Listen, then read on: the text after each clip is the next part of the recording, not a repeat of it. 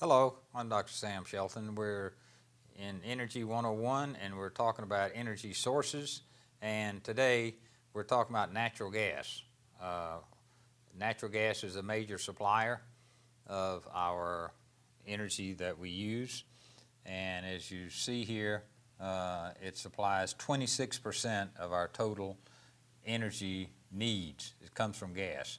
We've talked about coal. Coal is about 20%, and natural gas is 26%. So let's see what the natural gas is all about and where it comes from and the nature of natural gas. As we know that coal is a solid, oil is a liquid like water, although it's thicker, more like molasses, and natural gas is a gas, like air is a gas. We can't see it, it's invisible, and you can't smell it. It's odorless. It's got a chemical formula, a CH4. So for every single carbon that is in natural gas fuel, there are 4 hydrogens. So it differs from coal in the fact that coal has only carbon, whereas natural gas has hydrogen with it also. And the fact that it's odorless is a safety issue, because if you have a leak in your stove, or the flame goes out in your stove and the gas continues to flow, then you've got an explosive natural gas air mixture, and if there's a spark anywhere, you'll have an explosion, or it can displace the oxygen in the room, and you can suffocate. So it's a problem that it's odorless. So what is done is it's mandated that an odorant be added to the gas that you smell anytime you smell natural gas, and that's a artificially added odorant. You're not smelling the natural gas, you're smelling the odorant that's added so that you'll recognize it if there's a natural gas leak. By the way, just one note is that we want to make sure we don't mix up gasoline and gas. Natural gas, it's not gasoline. Gasoline is made from oil, and we put it in our car fuel tanks. We're well familiar with it, but that's what we normally would call gasoline, but sometimes we call it gas.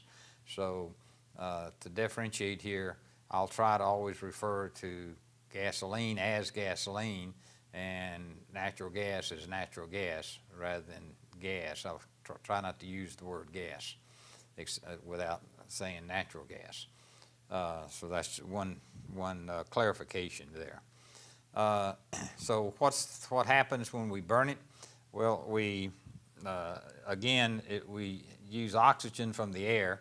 About 20% of the air is oxygen, about 80% is nitrogen, and the oxygen in the air chemically reacts with the carbon and the hydrogen in natural gas and forms CO2. The oxygen reacts with the carbon to form CO2, and the oxygen reacts with the hydrogen to form water, H2O.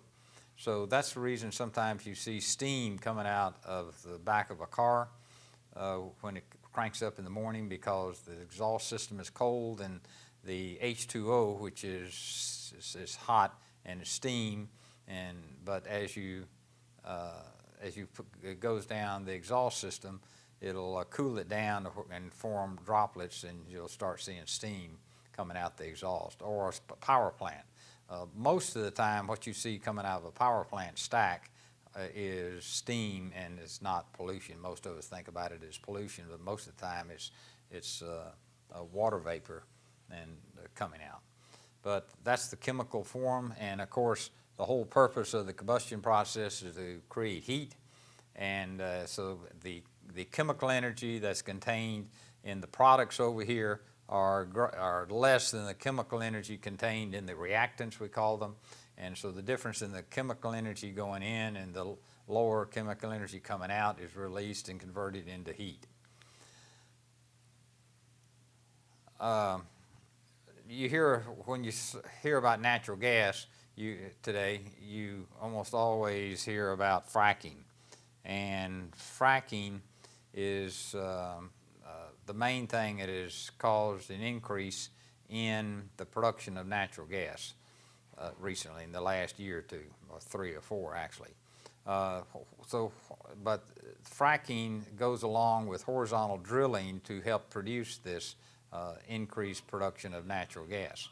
And horizontal drilling is a technology in which we drill down vertically and then turn 90 degrees and go horizontally, as I'll show you in a minute.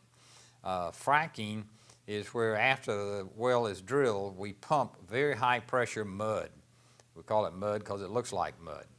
And it's got chemicals in it, it's got salt, a lot of small silicon particles, sand basically, is pumped into the drill well and under very high pressure, and then it's pressurized and fractures the earth. That's where the word fracking comes from. Fracking comes from the fracturing process that occurs when we pump the mud down and take it to very high pressure and fracture the earth around the borehole so that it'll increase the gas flow from the earth around the hole into the hole that then brings the natural gas up to the surface. This shows the drawing of how that occurs. The horizontal drilling, you go down vertically and turn 90 degrees and drill horizontally. And the reason that's so good is because if you just drill vertically down here, you only have this much of the seam where the natural gas occurs, assuming that this is a seam where the natural gas is, the shale rock, exposed to the hole. But if we go down and turn horizontally, we can drill a long ways horizontally and expose a lot more of the hole that we have drilled to the seam, and a lot more natural gas can flow up.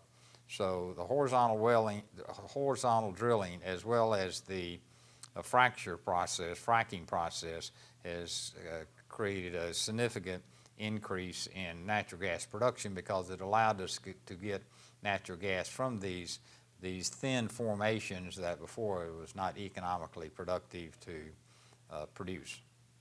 This is what the site looks like. It requires a lot of equipment. It requires a lot of trucks and tanks with the fracturing fluid in it, the mud, and it has a pretty good footprint at the top of the well hole where the drilling is taking place on the surface of the earth. How do we transport natural gas? Being a gas, it's very low density, like air is very low density, and so we need a pipeline that can flow 24 hours a day, and we put it under pressure so that we increase the density and increase how much is transported. But these natural gas lines are sometimes above ground, as this one is shown, and sometimes are below ground. And the whole U.S. is covered with natural gas pipelines that you probably don't see in most cases because most of them are under the ground, particularly the ones that come to your home, for instance. But that's how we transport natural gas. We transport coal by train primarily, and oil is also transported by pipelines, same as natural gas. What about production of natural gas? What's the trend?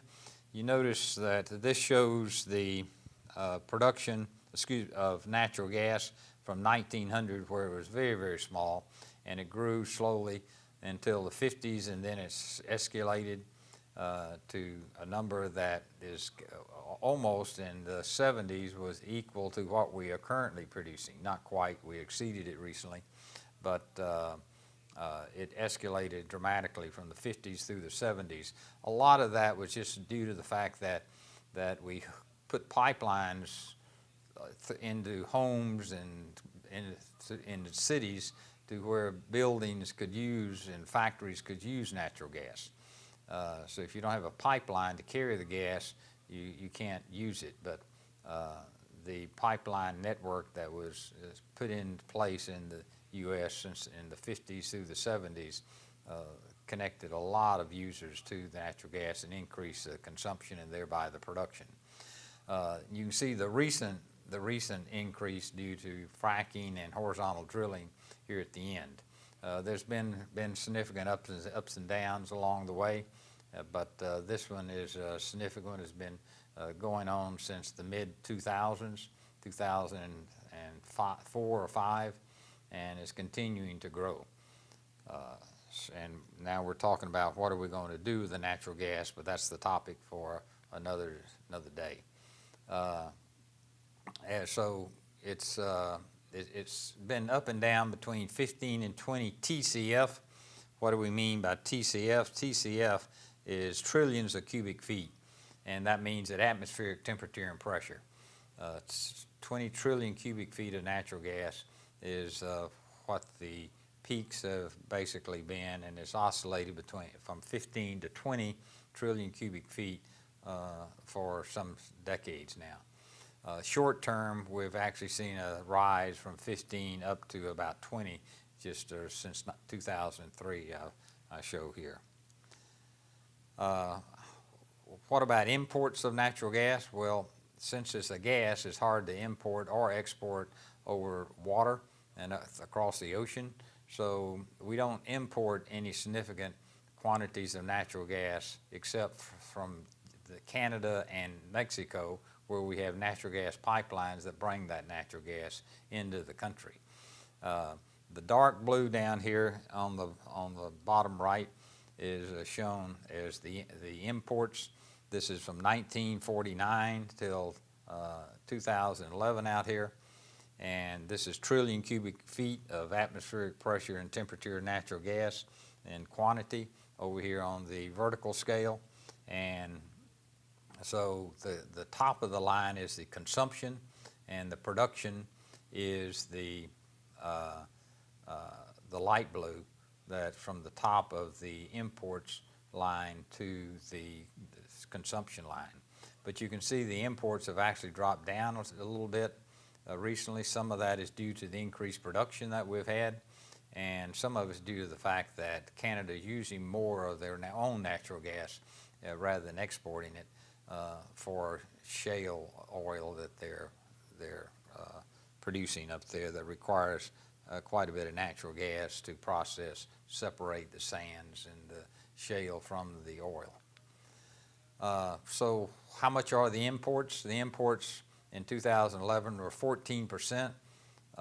That's imported, as I just mentioned, from Canada and Mexico. The rest of it is essentially only about 1 or 2%, as we'll see. 90% of these imports come from Canada, 90% of the 14. So that means that about 12% comes from Canada and about 2% from Mexico. And 98% of the U.S. natural gas that is used comes from North America, that of course includes Canada, U.S., and Mexico. So that's the source of our natural gas.